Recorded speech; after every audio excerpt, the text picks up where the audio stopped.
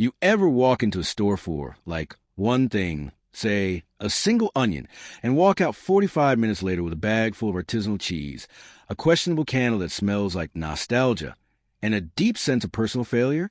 Yeah, that wasn't an accident. You didn't just lose control. You got played.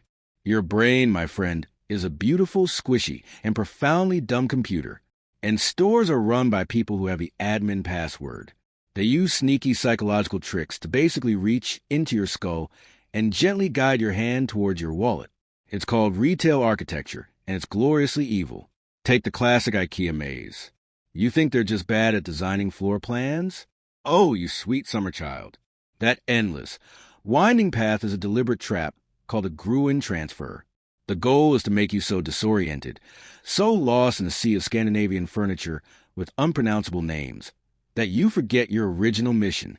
You enter for a bookshelf, but now you're in a hypnotic trance, grabbing random housewares just to feel something. You've been Gruened. But my favorite, the one that's so simple as insulting, is the Decoy Effect. Picture this. You're at the movies. Small popcorn is $7. Large popcorn is $8. Your brain, being the bargain hunter it is, goes, duh. For $1 more, I get way more popcorn. I'm basically a financial genius. You feel like you just hacked the system, but you didn't. What you didn't see was the marketing team's master plan. They could have also offered a medium popcorn for $6.50. Now, which one looks like the best deal? The large by a mile. They create a useless option, the decoy, just to make the expensive option look like an absolute steal. They didn't want you to choose. They wanted to trick you into thinking you made a smart choice, while guiding you to the one they wanted you to buy all along. They aren't selling you products.